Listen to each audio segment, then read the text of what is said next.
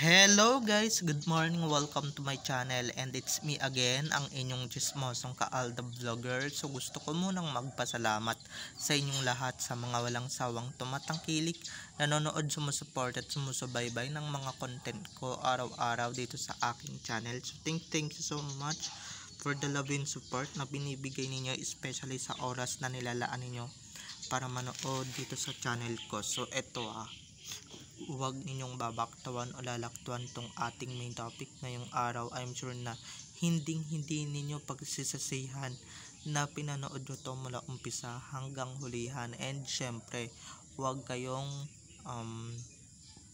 mag-aano ng segment, okay? Huwag kayong magbabaktaw. And syempre, buuin ninyo, okay? Start to finish. And syempre, i-share ninyo sa mga social media platforms kung ano meron kayo.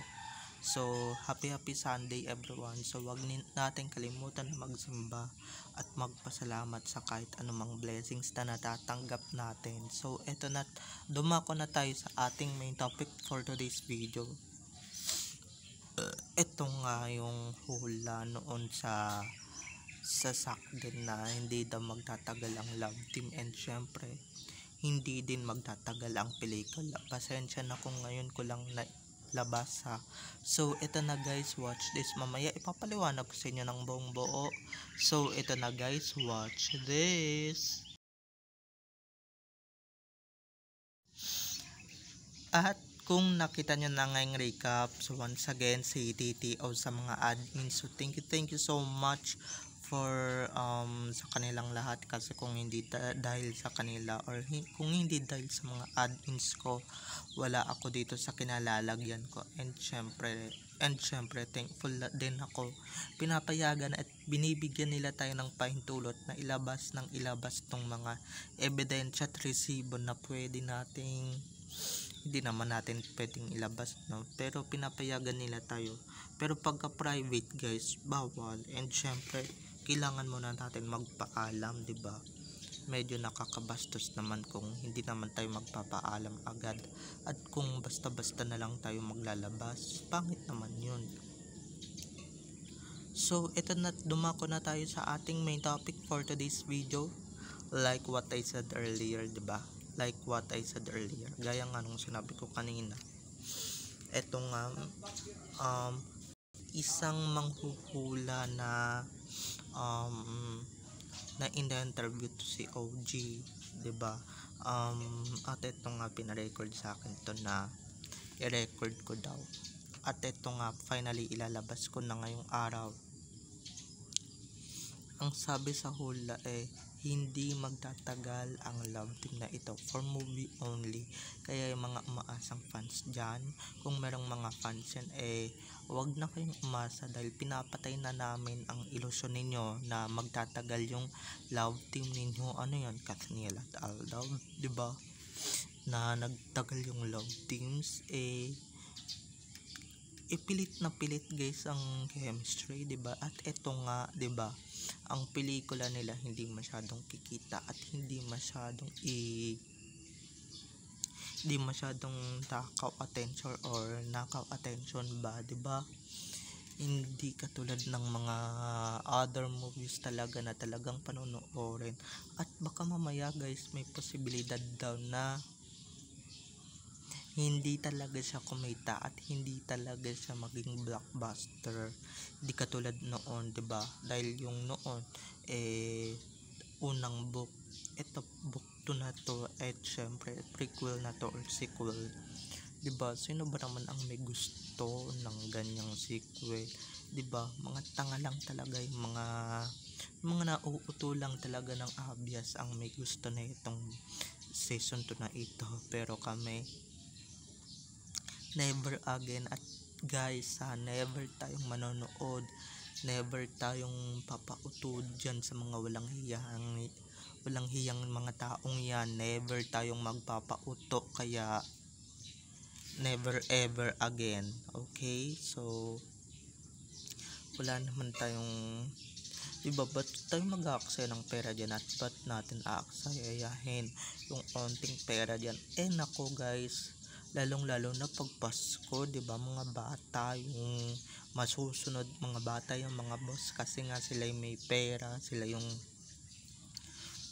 may karapatan para gumastos at para manood. Alam ko na guys kung kanino yung panonoorin nila. Yung kay Meme Vice, yung yung yung is the breadwinner is and the breadwinner is, 'di ba? Yun palang pelikulang yun napakaganda, 'di ba? Hindi putyo-putyo, hindi katulad ng isang pelikula nakasali na sa MMFF biglang-bigla, 'di ba? Para sa ganun masabi nilang nakiin sila sa MMFF. Tignan natin guys, tignan natin kung hindi malugi yung pelikulang yun na ipapalabas sa MMFF, yung pelikula nung sak nung sakang ba yun, nung sakang end, sayang, di ba? Nitisoy kasi nga sawang-sawa na yung mga tao guys, sawang-sawa na yung mga tao, maski ako sawang-sawa na sa book 2, di ba? Sino ba naman ang excited lang dyan guys, alam nyo kung sino, yung sasampu nilang mga fans, 'di ba? Yung sasampu nilang mga fans and yung mga supporters nilang sasampu, lalong-lalo na yung Analytics, 'di ba? Na excited pero hindi din naman sila manonood kasi nga, 'di ba? Ang nakaraan ay pataasan ng ihi, 'di ba? Basta kaming mga ADN hindi na kami magpapauto at hindi na kami mag-aano diyan, hindi na kami mag-aaksaya, promise, ng pera. Hindi katulad noon na prinomote ni Min Mendoza yung pelikulang yan, 'di ba? Biglang kumita tapos binaliwala yun. Doon nga kayo kumita, doon nga kami nanood, 'di ba? Wala kay Alden Richards ang power, and syempre wala din kay Sakang yung power, na kay Main yung power kung ipopromote na. Pero ngayon hindi na niya ipopromote yan kasi alam niya ba kung bakit? Tumitindi yung pagka-assume ng mga fans ng sa 10 fans ni na Alden and syempre nung Sakang, 'di ba?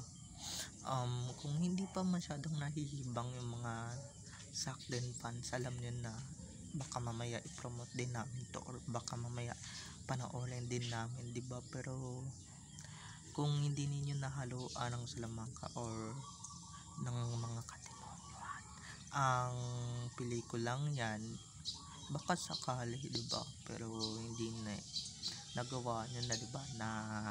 Nagawa nyo na isa katuparan yun na yung mga kawalangyaan and syempre itim na Salamanca na binabalot ninyo sa pelikulang yan. Kaya good luck, 'di ba? Good luck.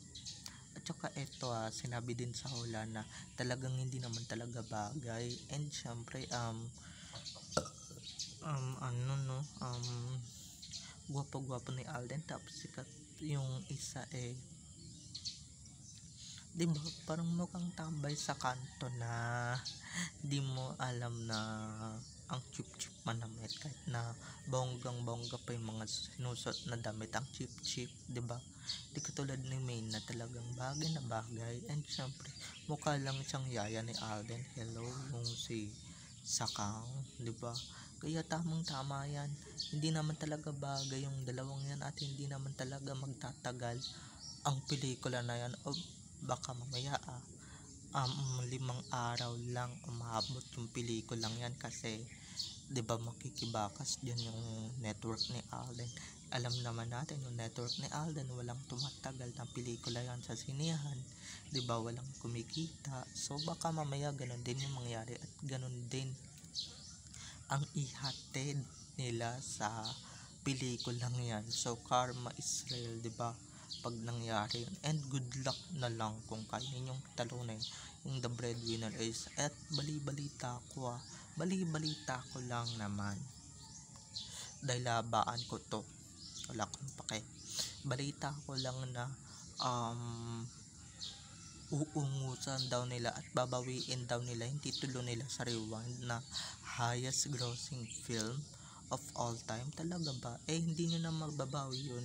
Di naman masyadong sikat yan si Sakang, no? Diba? Diba? Hindi naman ganun kasikat yan si Sakang. Ba't mo babawiin? Tsaka hello, Primetime King and Primetime Queen yun. Oo, kay Alden maniniwala ako, pero sa'yo, no way. Baka mamaya madala pa sa kamalasan mo si Alden, diba? Baka mamaya madala pa sa malas na nangyayari sa'yo si Alden Richards, diba? Kaya aalatin na rin yung movie ninyo, highest grossing. Hoy, kung hindi dahil sa Aldab kung hindi yan dahil sa Aldab Nation, hindi kikita yung movie mo na kay pangit-pangit at kay ordinary story lang, okay? Kaya ako, wag mo kong wag mo kaming pagmalakyan na kikita yung pelikula and syempre palabas mo na kay pangit, diba? Diba, sino ba naman ang may gusto nun? Walang ka-twists na wala man lang love story, Romeo and Juliet. Eh, ilang beses na natin napapanood yung ganong klaseng tema maski sa mga teleserye, diba? Napaka-ordinary guys. So mag-abroad, magkakaiwalay, tapos susunod ulit sa lala, susunod yung lalaki sa huli sa babae sa Canada, ganyan, diba? Para doon nila ituloy pagmamahala nila, ganyan, diba? Napaka-cheap, napaka walang isip. So abangan na lang natin kung sino yung kakapasok sa top 4 and syempre sino yung pinaka highest grossing film. Eto hindi nyo na mababawi kung ano man yung nakamtan ng Rewind, okay?